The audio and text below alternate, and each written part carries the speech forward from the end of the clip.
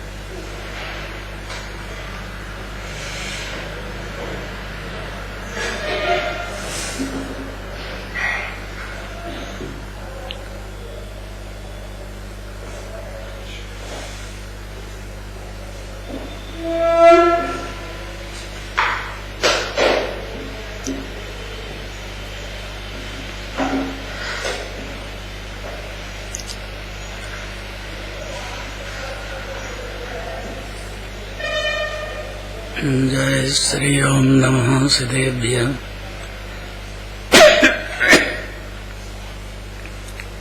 जय श्री ओम नमः सिद्धेभ्यः। जय श्री ओम नमः सिद्धेभ्यः। ओंकारं बिंदु संयुक्तं नित्यं ध्यायन्ति योगिनः। कामदं मोक्षदं चैव ओंकाराय नमो नमः। अविरल शब्द गणोग प्रक्षालित सकल भूतल मल कलंका। मनुपासे तीर्था सरस्वती हरितोन्दुरतान्। अज्ञानतिमिरान्धानां ज्ञानाञ्जनशलाकया चक्षुरं जनितं येन तस्मै श्रीगुरुवे नमः। परम्पराचार्य गुरुवे नमः। मंगलम भगवान वीरो मंगलम गौतमो गणी। मंगलम कुंद कुंदार्यो जयेन्द्रमस्तु मंगलम। नमः समय साराय स्वानुभूत्या चकासते। चित्स्वभावाय भावाय सर्वभावान्तरच्छते।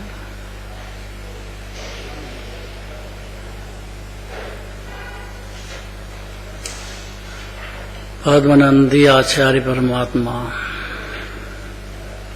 जंगलवासी। मनिराज जंगल में ही रहते हैं।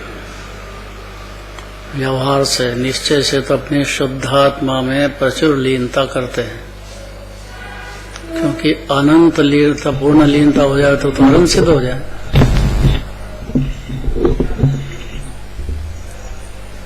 इतना भी समझ जाए वो जीव अज्ञानी नहीं रहेगा,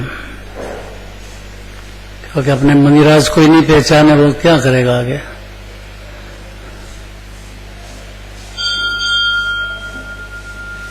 यहाँ पद्मनंदी आचार्य को 24 तीर्थंकर परमात्मा की स्तुति का, वंदन का, भक्ति का भाव उमड़ रहा है। भावलिंगी संत को उनसे रहा नहीं जा रहा है, क्योंकि इसके पहले जिनवाणी माता की स्तुति की, बहुत ही जोरदार स्तुति की। यहाँ तक कह दिया आचार्य ने कि मेरा शरीर का वज्र मूर्ख आपके गुणगान कैसे गा सकता है। अब आचार्य अपने को वज्र मूर्ख कह रहे हैं तो पंचम गुण स्थान वाले, चौथे गुण स्थान वाले की क्या दशा होगी।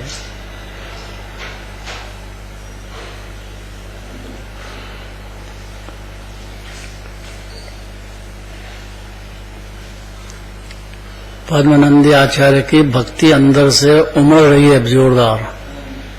जिनवाणी स्तुति के बाद अनंत परमात्मा की याद आ रही है। एक जिन सेनाचार्य हुए, उन्होंने आदिनाथ पुराण लिखा, जिसके आज अपन वर्णन करेंगे। पूरा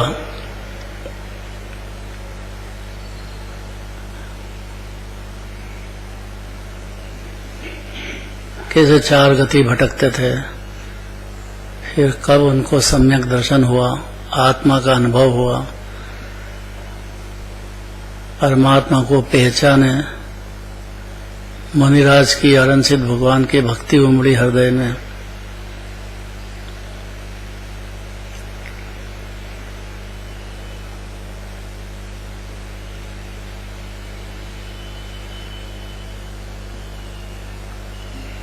उनका भाव हो गया जोरदार 24 भगवान की स्तुति करने का। स्तुति में दो बात है। कौन कौन सी दो? स्तुति और वंदना जिन देव को, एक तो हृदय से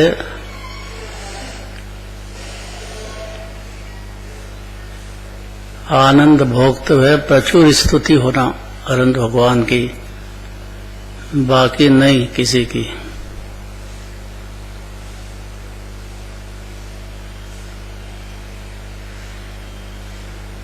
और वंदना भी होना। ऐसा नहीं हो सकता कि दिगंबर मुनिराज हो, जंगल में रहते हैं, वो आहार लेने के लिए या भगवान के दर्शन करने के लिए प्रतिमा जी के आते हैं शहर में। भगवान का कोई भी दिगंबर जिन मंदिर होगा तो मुनिराज दर्शन करने आएंगे, भावलिंगी संत भी। ऐसा नियम है, क्योंकि जिन मंदिर से ऊंचा कोई नहीं है। ये तो समता रस की प्याऊ है। हर जीव को समता रस का पान कराने का यहाँ खजाना मिलने वाला है, करते ही चला जाएगा। रस तो समता रस ही है ना। ममता में क्या सार है? उसमें तो ठग ही रहा अनादिकाल से।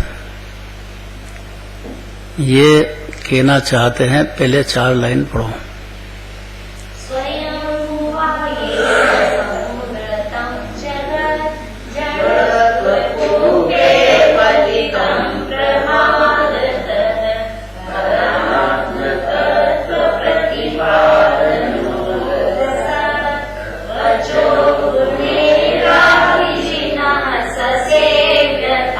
अंधकूप में पतित प्रमादी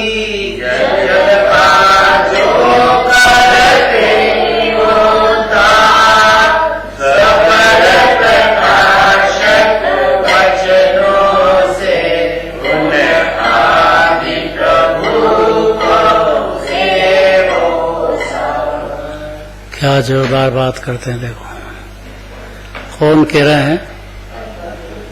पद्मनंदी आचार्य परमात्मा के वचन है ये। हे भव्य जीवों, भव्य उसको कहते हैं कि जिसको जन्म मरण का किनारा नजदीक आ गया है, घोर संसार में चार गति में मिथ्यात्व की वजह से भटकता रहा है।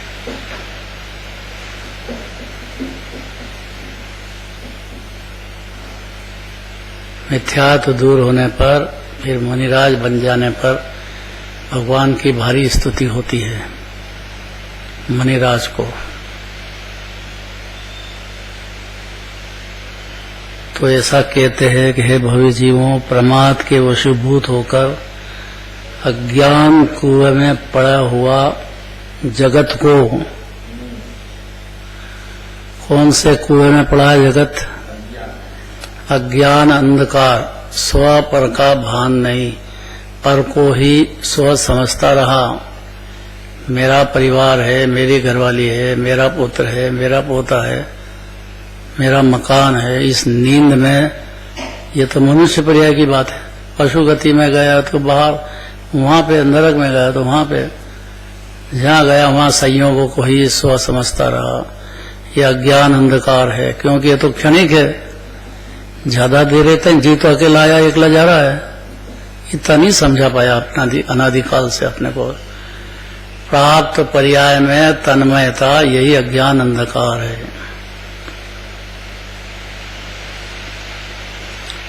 तो हे भव्य जीवों, प्रमाद 15 प्रकार की होती है। कौन कौन से 15 प्रकार?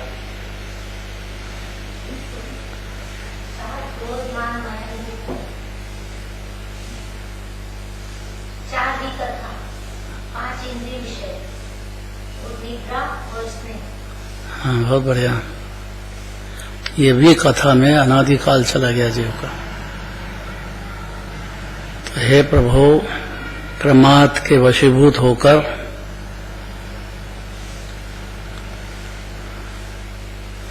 और गजब यह है कि छठे गुणस्थान में भी भावलिंगी संत को प्रमाद होता है। इतना समझना चाहिए जीव को। 7वें गुणस्थान से बुद्धिपूर्वक प्रमाद नहीं रहता है, लेकिन अबुद्धिपूर्वक 10वें गुणस्थान तक चलता है। पहले गुणस्थान में तो प्रमाद के वश ही हो गया है जीव। उसको स्त्री कथा, राज कथा, चोर कथा और भोजन की कथा, उसमें मजा आता है, आनंद आता है, खूब टाइम लगाता है जीव। भोजन तो खाएगा थोड़ी देर, लेकिन उसके बनाने के लिए सरप्राइज आइटम कितने दिन भर सोचता है जीव। अनीता से पूछो, कभी धना खत्म हो गया तो कभी क्या खत्म हो गया तो कभी क्या। और सुबह का तो भोजन पूरा हो ही नहीं, न शाम के फिर फिकर। और घर में मेंबर ज्यादा हो तो फिर इसको क्या चाहिए, उसको क्या चाहिए, उसका बेचारी क्या क्या, किसको किसको संभाले।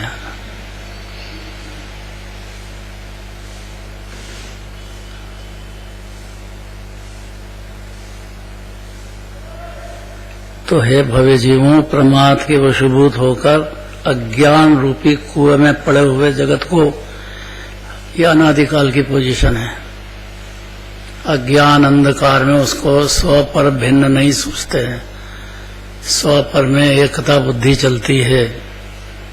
उसकी बुद्धि में ही नहीं आया कि शरीर छूट जाएगा, अपना जीव अकेला जाएगा, अगला जन्म भी होगा, ये भी बहुत कठिन है मानना। अपना जन्म हुआ, मर जाएंगे बस, फिर अगला जन्म किसने देखा? अगला जन्म उसका भरोसा भी नहीं आता है। ऐसा ज्ञान अंधकार चल रहा है अनादिकाल से। जन्म मरो, बस। अपनी उम्र कितनी है? कितनी उम्र है अनीता की? अरे जो शरीर की है उसकी बात करो। वो तो भगवान बताएंगे कि अनादि अनंत है, जनवाणी माता बताएगी। यही तो अज्ञान अंधकार है कि मेरे तो इतने बरस का हो गया, बुढ़ापा आ गया, मर जाऊंगा। और अज्ञान क्या होता है? तो इस अज्ञान अंधकार में प्रमाद के विशुद्ध होकर कुएं में पड़े हुए जगत को, जिन स्वयंभू अपने आप दीक्षित आदि होने वाले क्योंकि तीर्थंकर के जीव को कोई गुरु नहीं होते हैं जो दीक्षा दे, वो स्वयं जगत गुरु है, होने वाले हैं। सम्यक दर्शन तो ज्ञान तो पैदा होते से पहले से ही चल रहा है, कुछ भाव पहले से ही चलता है। सम्यक दर्शन ज्ञान तो ये तो अंतिम भाव है।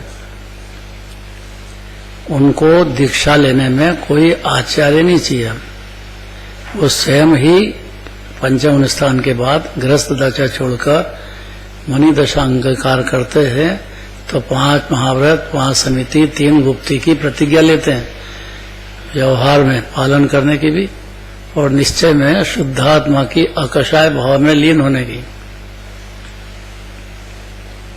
प्रचुर लीनता करके पूर्णता तक प्राप्त कर लो। इस प्रयोजन से ही दीक्षा ली जाती है। तो स्वयंभू होते हैं, उनके कोई गुरु नहीं चाहिए तीर्थंकर के जीव को, कि जो दीक्षा देने वाले गुरु हो, आचार्य हो, किसी की जरूरत नहीं है। स्वयं हो, इस शब्द में बहुत ताकत है। आदिनाथ भगवान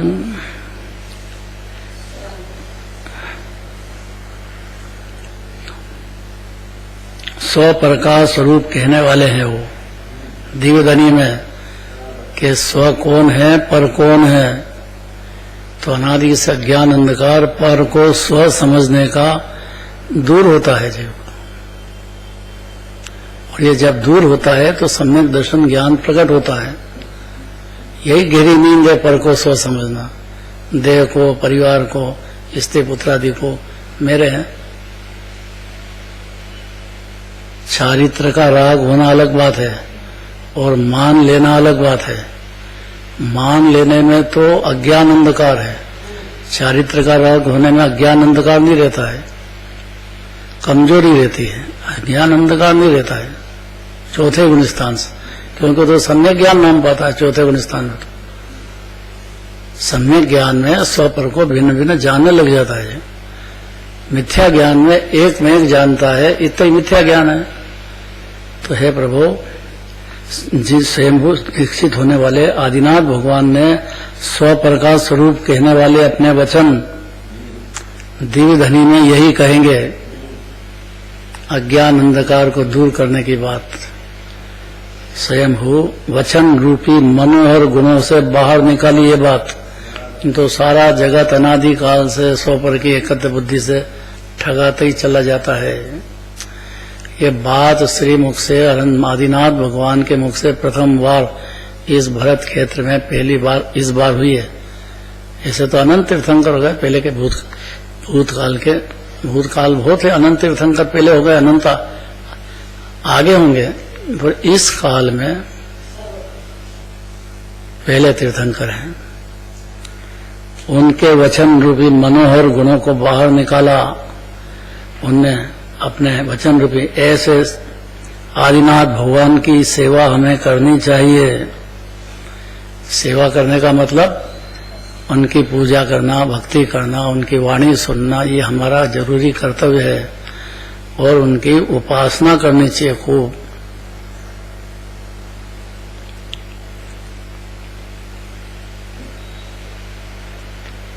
सेवा और उपासना में क्या अंतर है कि सेवा तो करे लेकिन माने कुछ भी नहीं, तो ये कैसी सेवा हुई?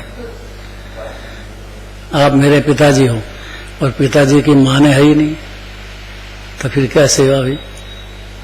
वो नहीं मानता, अपनी धुन में रहता है।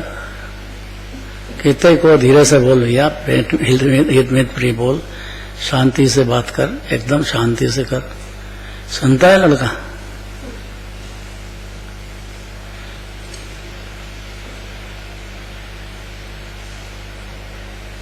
ऐसे आदिनाथ भगवान की हमें सेवा करनी चाहिए, और सेवा उसको कहते हैं कि उपासना भी करना चाहिए। उनकी दिल से उनकी बात को, दिव्यधनी को अंदर हृदय में जगह दे करके मिथ्या दर्शन, मिथ्या ज्ञान को दूर कर देना चाहिए।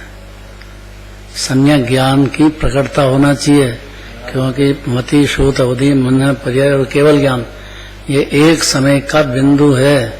सिंधु तो आत्मा है अपना, ज्ञान सिंधु है जीव, और अनंत गुणों का दरिया है। तो उनकी उपासना का मतलब भक्ति तो उनकी कर रहे हैं और उपासना अपनी शुद्धात्मा के निश्चय से कर रहे हैं, व्यवहार से आदिनाथ भगवान की भक्ति कर रहे हैं।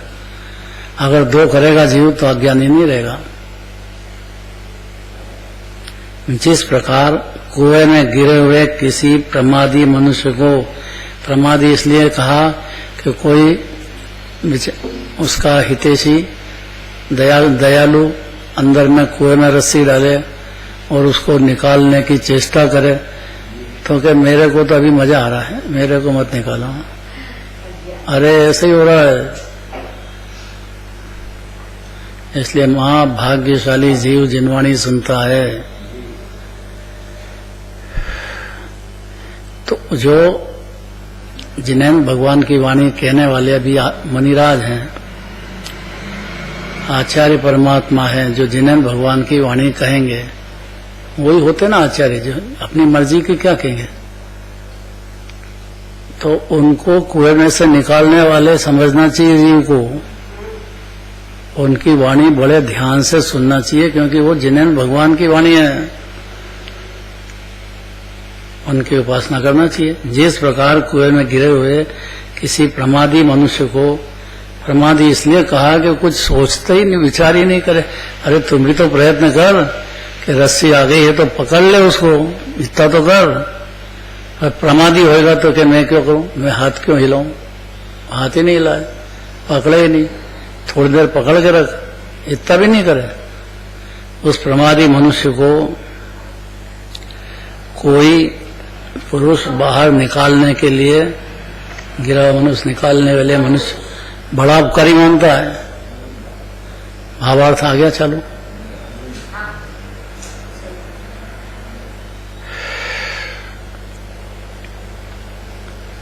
इस तरह आदिनाथ भगवान को महाउपकारी मानना चाहिए अपने को। मुनिराज भी मानते हैं, क्योंकि वो बाहर निकालने मनुष्य, उस निकालने वाले मनुष्य को बड़ा उपकारी मानता है तथा उनकी शक्यानुसार सेवा भी करता है। खाली मानता ही नहीं है, उनकी सेवा भी करता है, माने भक्ति करता है, पूजन करता है, उनकी वंदना करता है, उनकी वाणी को बड़े विनय के साथ सुनता है, अपने हृदय में स्थान देता है, धारण करता है। इसमें बहुत सारी बातें हैं। उपासना में बहुत बारे में सेवा भी करता है और उपासना भी करता है। उसी प्रकार यह जगत भी प्रमाद के वश होकर अज्ञान अंधकार में पड़ा हुआ है।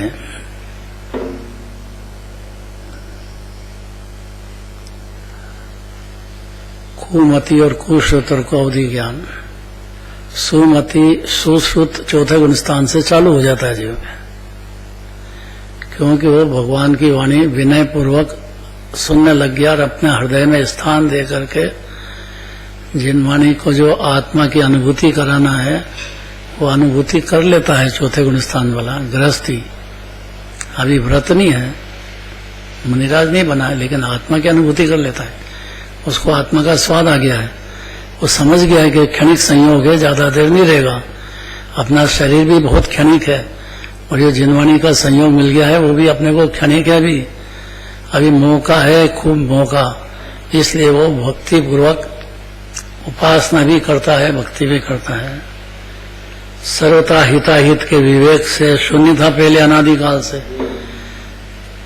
अपना माने आत्मा का, अपना मतलब अपने जीव का हित काय में है, अहित काय में है, इससे शून्य था बिल्कुल अनादिकाल से। बल्कि अहित में हित मानता था। शून्य का मतलब क्या, अहित में हित मानता था और हित में अहित मानता था। ऐसा हो गया था अनादिकाल से। प्राप्त पर्याय में तन्मय था। उस समय श्री आदिनाथ भगवान ने अपने उपदेश से प्रथम तीर्थंकर हुए ना, उसके पहले तो ज्ञान अंधकारी चल रहा था। चौथा काल शुरू ही हुआ था, भोग भूमि से बाहर हुआ, जीव को कुछ पता ही नहीं। अज्ञान अंधकार अनादिकाल से चल रहा है। वो संस्कार बहुत गहरे हैं उसके,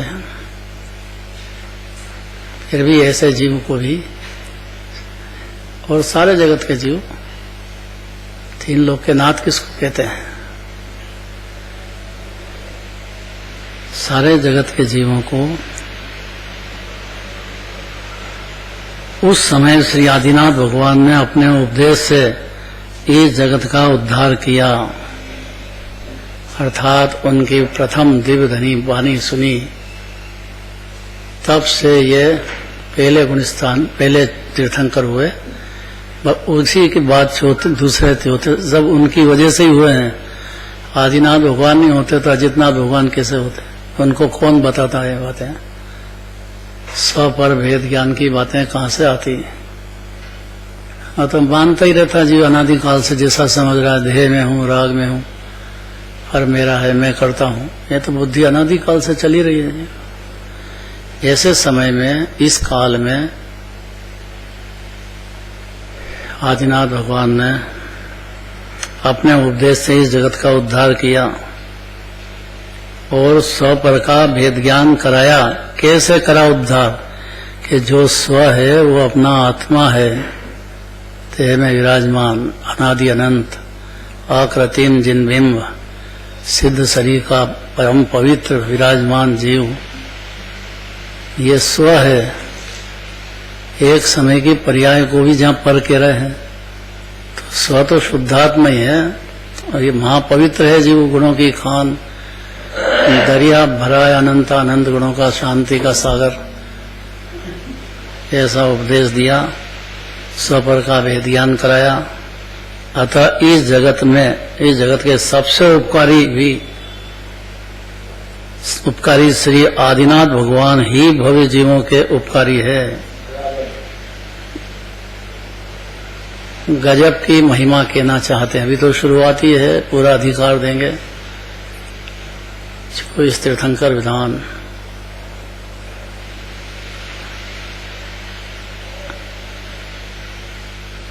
इसलिए है भव्य जीवों, आपके परम आदरणीय तथा सेवा के पात्र आदिनाथ भगवान ही है। इसलिए अन्य मति छोड़ दो। खुदेव को गुरु को शास्त्र बिल्कुल नहीं चलेंगे। आपका हित होना है, हिताहित का भान होना है, अज्ञान अंधकार से दूर होना। अनादिकाल से चल रहा है, एक एक समय करते बहुत संस्कार गहरे पड़ गए। तो हे भव्य जीवों, आपके परम आदरणीय तथा सेवा के पात्र तो आदिनाथ भगवान ही है। अब दूसरी गाथा, अजितनाथ भगवान। ये लिंक समझ जाना पहले। आदिनाथ भगवान हुए हैं इसलिए अजितनाथ भगवान हुए, क्योंकि उपदेश ही नहीं मिलता उनको तो कहाँ से जीव को सम्यक दर्शन होता, सम्यक ज्ञान होता। और यही नहीं होता तो चारित्र का तो संभव ही नहीं। पहले सम्यक दर्शन ज्ञान होने के बाद ही तो स्थिरता करेगा जीव। चारित्र माने आनंद का भोग बढ़ना। वो शुरुआत ही नहीं हो तो बढ़े कैसे? कितना जरूरी है कि आनंद का सागर सुखी खान आत्मा है। ये बात सुनना कितना जरूरी है जीव के लिए। 808 अजितनाथ तीर्थंकर की स्तुति पढ़ो।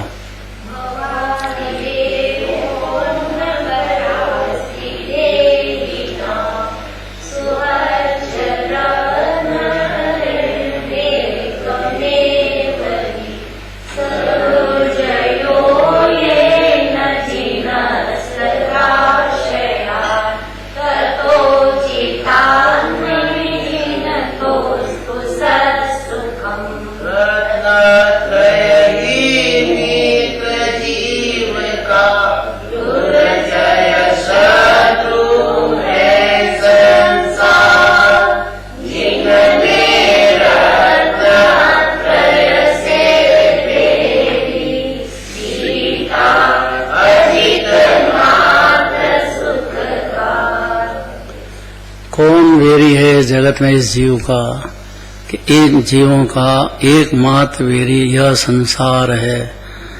संसार माने संसार के जीव नहीं, संसार माने अपने से भिन्न दूसरे जीव को कब्जा कर लेना, मेरा है, और फिर उसकी ममता होना। बस एक श्रद्धा और चारित्र, दोनों में इतना ही संसार है। क्योंकि उनकी वजह से, इस वजह से जीव उनके चिंता में जीवन बर्बाद पूरा कर देता है। बड़ी मुश्किल से मनुष्य पर्याय मिला है। संसार समुद्र गहरा है ये, और ये जीव गहरी नींद में है। मेरी स्त्री है, मेरा पुत्र है, मेरा घर है, मेरा मकान है। इस लीनता में अनंत काल चला गया जीव का बाहर में। यही संसार है। और संसार क्या होता है? एकमात्र वेरी यह संसार है जीव का, दूसरा कोई भी वेरी नहीं है। ये मिथ्या तो यही कराता है जीव को। परद्रव्य में करना, परद्रव्य मेरा है, और परद्रव्य को स्वद्रव्य मानता है। बस इसलिए डूब गया इसमें, राग देश में, मोह में। यही वेरी है, दूसरा कोई वेरी नहीं है जीव का। अब ये कैसे दूर हो कि एकमात्र इलाज सम्यक दर्शनादि रत्न इसके मित्र हैं। तो सम्यक दर्शन ज्ञान चारित्र का उपदेश तो जिनवाणी ने पहले ही तत्वार सूत्र का वाक्य क्या है? सम्यक दर्शन ज्ञान चारित्राणि मोक्ष मार्ग है। तो एकदम सीधा तब डायरेक्ट इतना बड़ा उपदेश दे दिया शुरू में ही। भाई शुरू में नहीं, अंत में भी यही उपदेश है। आखिर तक भी सारे द्वादशांग में इतना ही कहना है कि सम्यक दर्शन, सम्यक ज्ञान, सम्यक चारित्र जीव का एकमात्र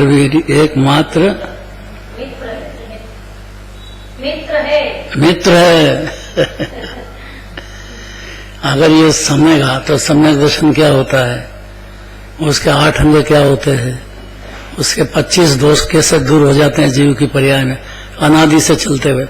और एक सम्यक दर्शन होते से ही मिथ्या दर्शन, मिथ्या ज्ञान, मिथ्या चारित्र तीनों शत्रु धराशायी हो जाते हैं एक क्षण में। क्षण भर निज रस को पी चेतन मिथ्या मल को धो देता है।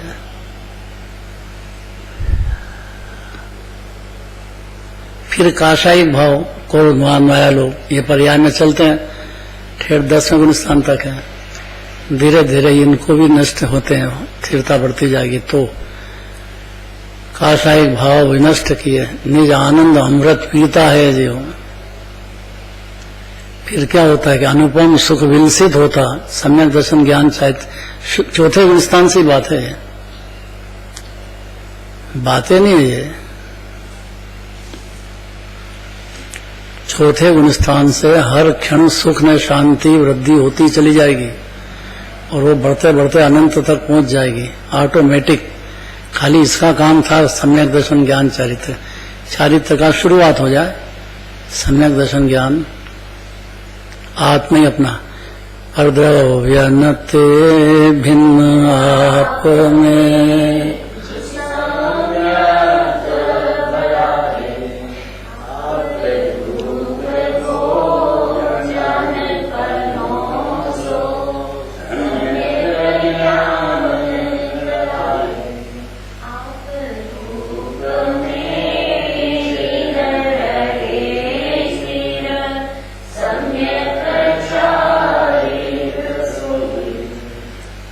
अव्यवहार मोक्ष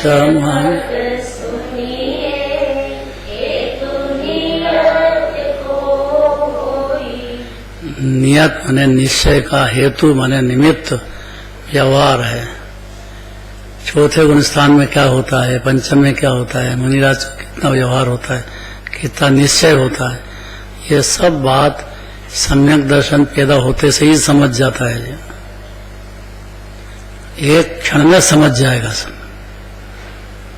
कि उसके अभी चारित्र में शुरुआत हुई है, आगे मार्ग बहुत लंबा है, बढ़ना है बहुत। इसलिए वो उसके लायक व्यवहार, जैन धर्म की प्रभावना है, मुनियों की सेवा है, भक्ति है, 16 कांड भावना है, ये सब चालू हो जाएगा। वात्सल्य भाव है जीव मात्र के प्रति, ये सब 4थे गुण स्थान से शुरू हो जाएगा। व्यवहार भी, निश्चय भी, पर ज्यादा होता है मुनिराज के, बढ़ता जाता है, अनंत होता अनंत भगवान। हर क्षण बढ़ेगा, ऐसा नियम है कि अगर जीव ने अपनी आत्मा पसंद कर ली, सम्यक दर्शन हो गया, अब वो जीव संसार में ज्यादा देर नहीं रह सकता है। ऐसा नियम है कि संसार में मजा आ रहा है तो बात ही मत करो सम्यक दर्शन की,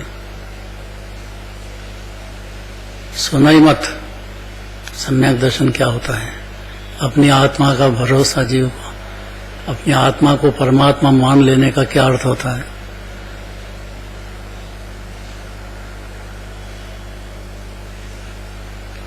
तो जिस प्रकार कोई भयंकर वेरी मित्रों की सहायता से पल भर में जीत लिया जाता है, मित्र की सहायता से जीत लेंगे उसके ऊपर, उसी प्रकार श्री अजितनाथ भगवान ने भी सम्यक दर्शनादि रत्नत्रय रूपी मित्र की सहायता से संसार रूपी भयंकर वेरी को जीत लिया है। किसने? कि अजितनाथ भगवान ने। क्योंकि जीवों का सबसे प्रबल वेरी संसार है। संसार मतलब अपने स्वभाव से खिसक करके और विभाव में रुचि होना, पाप और पुण्य की मिथ्यात्व हो जाता है उसमें रुचि होने से। पाप होने से, पुण्य होने से मिथ्यात्व नहीं होता है, उसकी रुचि होने से मिथ्यात्व होता है। यही संसार है। क्योंकि वो जीव पाप भाव करते ही जाएगा, पुण्य भाव करते ही जाएगा कि पाप तो बुरा है लेकिन पुण्य भी उतना ही बुरा है जितना पाप बुरा है। क्योंकि उसमें आकुलता होती है, पराधीनता है, और धर्म तो स्वाधीनता का है। अंतर में कहीं पर्दे के पास, जीव के पास जाने का काम नहीं है। उसका आत्मा ही आनंद का सागर है, उसमें जितनी स्थिरता करेगा उतना धर्म बढ़ता चला जाएगा। ऐसी श्रद्धा होने का नाम सम्यक दर्शन है। श्रद्धा ही नहीं हो जीव की तो बस पूजा करो, पाठ करो, पर देने जाओ परी पर, तो उसमें कैसे शुरुआत होगी। इसलिए सम्यक दर्शनादि रत्नत्र रूपी मित्र की सहायता से संसार रूपी भयंकर वेरी को जीत लिया जाता है। ये मित्र है रत्नत्रय, क्योंकि जीवों का सबसे प्रबल वेरी संसार है और जीव का सबसे प्रबल मित्र रत्नत्रय है। इसलिए रत्नत्रय की पूजा भी हुई अभी शुरुआत होने के पहले। एक एक की अलग अलग भी हुई, सम्यक दर्शन की पूजा, सम्यक ज्ञान की पूजा, सम्यक चारित्र की पूजा। इसलिए अत्यंत वीर श्री अजितनाथ भगवान मुझे उत्तम सुख के दाता हो, ऐसी मेरी प्रार्थना भावलिंगी पद्मनंदी आचार्य कर रहे हैं। अजितनाथ भगवान को याद करके, उत्तम सुख के देने वाले, सब जीवों के प्रबल मित्र रत्नत्रय। इसलिए अत्यंत वीर अजितनाथ भगवान मुझे उत्तम सुख के दाता हो। भावलिंगी संत भी ये कहना चाहते हैं कि मेरी परिणति में अभी संजलन कषाय चल रही है, क्रोध मान माया लोभ चल रहे हैं। क्रोधाग्नि से मैं रात दिन रहा हूँ हे प्रभु, मैं लोभ नामक सांप से काटा गया हूँ। अभिमान के खलग्राह से अज्ञान वश में ग्रस्त हूँ। किस भांति हो स्मत आप माया जाल। कौन कह रहे हैं? अमित गति आचार्य कहते हैं कि हे प्रभु मेरी परिणति में क्रोध मान माया लोभ, भले वो संजलन जितना है लेकिन चल रहा है चारों। इसलिए मैं आपको कैसे याद करूं, मेरे तो परिणति मिथ्या चल रहा है। इसलिए फिर बलपूर्वक भगवान की भक्ति करते हैं। आगे चलेगी बात। संभवनाथ भगवान की स्तुति। आदिनाथ भगवान और अजितनाथ भगवान की विशेषताएं क्या है, वो और सार दोनों बातें यहाँ पर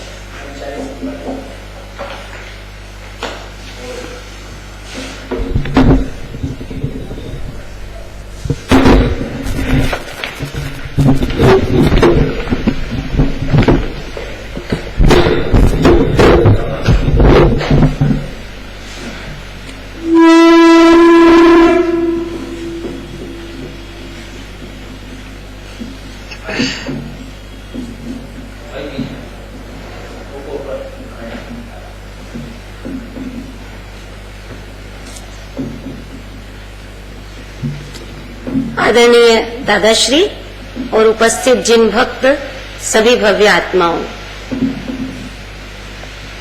आज पद्मनंदी आचार्य परमात्मा के द्वारा नया अधिकार प्रारंभ किया गया, जिसका नाम है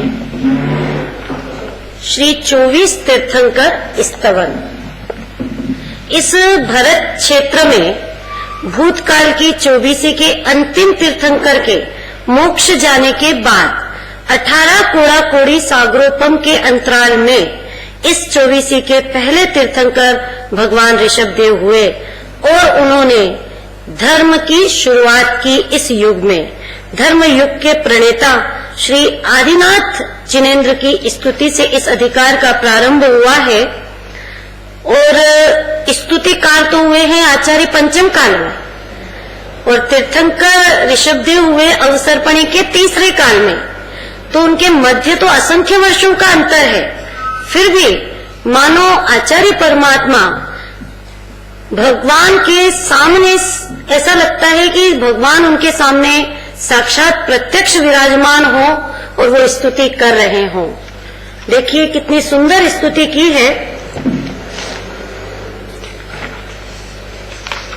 जिस प्रकार कुएं में गिरा हुआ कोई मनुष्य हो, और कैसा मनुष्य हो, प्रमादी मनुष्य हो, तो कोई उत्तम पुरुष रस्सी आदि के द्वारा बाहर निकाले तो कुएं में गिरा हुआ मनुष्य उस निकालने वाले मनुष्य को बड़ा उपकारी मानता है और शक्ति के अनुसार उसकी सेवा भी करता है। तो यहाँ पर आदिनाथ पुराण जिन्होंने लिखा है, ऐसे जिन सेनाचार्य को याद किया, उन्होंने बताया कि कैसे चार गति में जीव भटकता हुआ और कैसे उसको सम्यक दर्शन प्राप्त होता है, वह भगवान को पहचानता है और फिर देव शास्त्र गुरु की हृदय में भक्ति को धारण करता है। वास्तव में जो जिन मंदिर है वह समता रस की प्याऊ है। यहाँ पर जीव को समता का खजाना मिलने वाला है, क्योंकि अनादि से ये जीव ममता में ही ठगाया हुआ है, जिसमें कि कुछ भी सार नहीं है। कुएं की यहाँ पर बात आई तो कुआं कौन सा है? सिद्धांत में क्या बताया? अज्ञान अंधकार, यही कुआं है, अर्थात स्व पर का एकत्व, मोह की नींद, जो संयोग क्षणिक है उनको अपना मानना, स्त्री पुत्रादि मेरे हैं, कर्ता बुद्धि रखना, प्राप्त पर्याय में तन्मय होना, यही है अज्ञान अंधकार। और जीव कैसा है? प्रमाद के वश है। प्रमाद जो कि छठे गुण स्थान तक रहता है और सातवें गुण स्थान से फिर बुद्धिपूर्वक प्रमाद नहीं होता, 10वें तक अबुद्धिपूर्वक रहता है। लेकिन पहले गुण स्थान में तो जीव प्रमाद के पूरी तरह से वशीभूत है। 15 तरह के प्रमाद बताए और वी कथा में ये जीव समय बर्बाद कर रहा है। और कैसा है प्रमादी जीव? जो कुछ भी सोचता नहीं, विचार ही नहीं करना चाहता, और रस्सी अगर कोई डाल भी रहा है तो उसको पकड़ना भी नहीं चाहता, इतना प्रमादी है। और यहाँ आचार्य ने बहुत अच्छा शब्द दिया है कि जो स्व पर के हिताहित के विवेक से शून्य है, ऐसा प्रमादी जीव है। अहित में हित मानता है और हित में अहित मानता है। ऐसा जो प्रमादी जीव है, अज्ञान अंधकार में पड़ा हुआ है, तो उस समय श्री आदिनाथ भगवान ने अपने उपदेश से सर्वप्रथम इस जगत का उद्धार किया है। क्योंकि आदिनाथ भगवान नहीं होते तो अजितनाथ भगवान कैसे होते? उपदेश ही नहीं मिलता तो सम्यक दर्शन ज्ञान चारित्र कैसे होता? और जब दर्शन और ज्ञान भी सही नहीं होता तो चारित्र तो संभव ही नहीं है। तो उन्होंने क्या कराया? स्व पर का भेद विज्ञान कराया। स्व अर्थात शुद्ध आत्मा, ज्ञान आनंद की खान, परिपूर्ण, परम पवित्र, अकृत्रिम, न थोक के थोक वर्णन आए भगवान आत्मा में, आत्मा कैसा हूँ, और द्रव्य कर्म, भाव कर्म, नो कर्म से भिन्न, और यहाँ तक कि एक समय की पर्याय से भी भिन्न। ऐसा अद्भुत भेद विज्ञान कराया आदिनाथ भगवान ने। अतः इस जगत के सबसे उपकारी आदिनाथ भगवान भव्य जीवों को उपकारी है। इसलिए आचार्य देव यहाँ हमें आदेश दे रहे हैं कि हे भव्य जीवों, आपके परम आदरणीय और सेवा के पात्र आदिनाथ भगवान ही हैं, अतः हमें उनकी सेवा करनी चाहिए और उपासना करनी चाहिए। सेवा और उपासना का दादाश्री ने बहुत ही अच्छा अर्थ बताया कि हमें उनकी पूजा करनी चाहिए, भक्ति करनी चाहिए और उनकी वाणी को बहुत ही ध्यान से सुनना चाहिए। ये हमारा जरूरी कर्तव्य है। दिल से ध्यान से उनकी दिव्य वाणी को हृदय में जगह देना चाहिए, ऐसी कि जिससे हमारे हृदय में सम्यक ज्ञान की प्रगटता हो जाए, क्योंकि ज्ञान का सिंधु, आनंद का सिंधु, ज्ञान स्वभावी ये भगवान आत्मा है।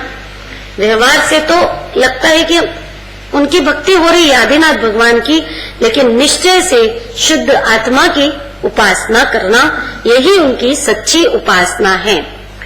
इसके बाद दूसरा छंद हमारा चला 808 नंबर का, जिसमें श्री अजितनाथ भगवान की स्तुति की गई। अजितनाथ भगवान दूसरे नंबर के तीर्थंकर हुए। सबसे जरूरी क्या सुनना है, कोई बता सकता है?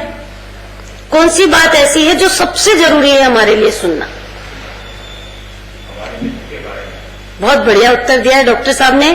निज तत्व के बारे में सुनना, आत्मा कैसा है, आत्मा सुख की खान है और आत्मा ही 3 लोक में उपादेय है, ये बात सुनना सबसे जरूरी है। और यहाँ पर बहुत सुंदर स्तुति की, जिसमें मित्र कौन है, शत्रु कौन है, ये बताया गया। देखिए, एकमात्र जीवों का वेरी या संसार है। संसार अन्य जीव संसार नहीं। क्या अर्थ बताया कि अन्य जीवों पर जो कब्जा करते हैं कि यह मेरा है, यह मेरा है, यह संसार है, फिर उनकी ममता करना, यह भी संसार है। श्रद्धा और चारित्र दोनों में बताया ये संसार बहुत गहरा है, जिसके कारण अनादिकाल हमारा दुख में चला गया है। और एक अर्थ बताया संसार का, स्वभाव से खिसकना, और पुण्य पाप विभाव भाव है, उसमें रुचि करना, यही संसार है, जो कि क्या बताया है, सबसे बड़ा और एकमात्र वेरी है। दूसरा कोई भी वेरी नहीं है। और मित्र कौन है? रत्नत्रय, सम्यक दर्शन, ज्ञान, चारित्र, ऐसे मित्र हैं कि जिसके समान दूसरा कोई मित्र है ही नहीं। तो यहाँ पर तत्वार्थ सूत्र का उदाहरण दिया गया, जिसका पहला ही क्या सूत्र है, और सारे द्वादशांग का सार भी यही सूत्र है। पूजा की लाइन आई थी, क्षण भर निज रस को पी चेतन मिथ्या मल को धो देता है, काशायिक भाव विनष्ट किए निज आनंद अमृत पीता। मतलब शुरू से लेकर लास्ट तक, मोक्ष तक की पूरी बात उस छंद में आ गई है। इसके बाद छड़ाला का उदाहरण आया, पर द्रव्य न ते बिन आप में रुचि सम्यक भला है।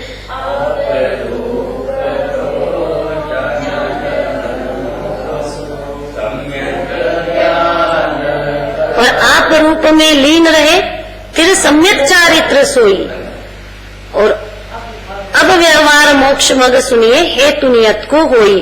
तो जो भी क्षण भर भी निज रस को पीता है, तो वह जीव समझ जाता है कि कितना निश्चय होता है, कितना व्यवहार होता है, सब कुछ एक क्षण में पूरा समझ जाता है। व्यवहार अर्थात 16 कारण भावना है, वात्सल्य है, प्रभावना है, ये सब समझ जाता है। फिर एक नियम बताया। क्या नियम बताया कि जिसको भी सम्यक दर्शन होता है, जिसको अपनी आत्मा का प्रेम होता है, आत्मा का विश्वास हो जाता है, भरोसा हो जाता है, तो वह फिर ज्यादा समय संसार में नहीं रहता, वह तो मोक्ष में चला जाता है। और फिर आचार्य कहते हैं कि जिस प्रकार कोई भयंकर वैरी हो, तो वो मित्रों की सहायता से पल भर में जीत लिया जाता है। उसी प्रकार श्री अजितनाथ भगवान ने भी सम्यक दर्शनादि रत्नत्रय रूपी मित्र की सहायता से संसार रूपी भयंकर वेरी को जीत लिया। जैसा कि उनके नाम से स्तुति की, अजित, जिन्होंने वेरियों को जीत लिया है। क्योंकि जीवों का सबसे बड़ा प्रबल वैरी संसार ही है। इसलिए अत्यंत वीर श्री अजितनाथ भगवान आचार्य परमात्मा कहते हैं कि मुझे उत्तम सुख के दाता हो। ये प्रार्थना कर रहे हैं। कौन? भावलिंगी संत ऐसी प्रार्थना कर रहे हैं। क्यों कर रहे हैं? क्योंकि यहाँ पर अमित गति आचार्य का उदाहरण दिया गया। क्रोधाग्नि से मैं रात दिन जल रहा हूँ, हे प्रभु। क्रोध मान माया लोभ चारों बातें आई, मतलब संज्वलन जितना जो ये क्रोध मान माया लोभ के भाव है, कषाय चल रही है, अतः वो भी हमारी कषाय दूर हो। इसलिए आचार्य भी यहाँ पर वीतरागी सर्वज्ञ प्रभु से प्रार्थना कर रहे हैं कि मुझे पूर्ण सुख की प्राप्ति हो। तो यहाँ पर हम भी तीर्थंकर प्रभुओं को वंदन करते हुए उनकी वाणी को शत-शत नमन करते हैं।